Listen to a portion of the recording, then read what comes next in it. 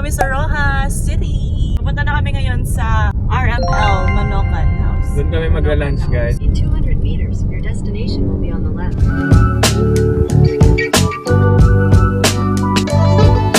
So, ito na. Itatry na namin itong RML Manokan House. Tingnan nyo naman. Dami. Go inside na. Sarap. Kasi ito in order namin, dalawang pa. 144 pesos siya. With rice. With rice na siya. Pag unli ata is 169. Pinag-recommend ko ito. Punta tayo namin ngayon, yung inasal, paang. Ito lang yung order namin kasi parang nabusog kami kanina. Try muna kami nito. Kakamay kami. Chicken oil.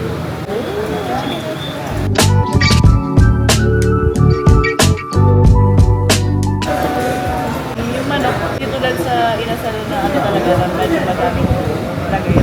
Sabi siya na. Yeah. Ay, chicken breast pa na. Chicken oil.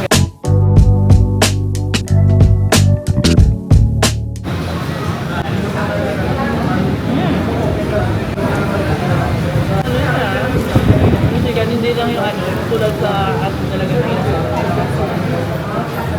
Nakay ba siya, no? Guys, may nag-anti rice kasi.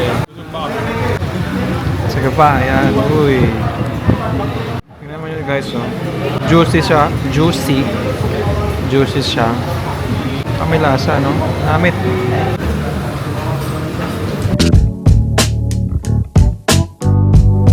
Sa Iloilo kasi, aswete ba? Aswete ba? Pwede or may lasa kasi yung manok na eh, kahit ganun yung kulay. Guys, busog daw. Tingnan nyo naman. Busog. Mamaya, mas sobra na kami kakain. Hindi na kami makakain sa mga ibang recommended.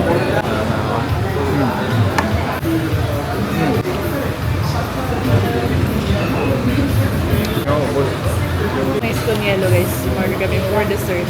55 pesos lang, guys. Ito priceless nung chicken nila.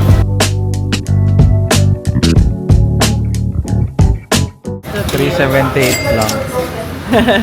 Hindi na kami nag-anti rice. Pura busog.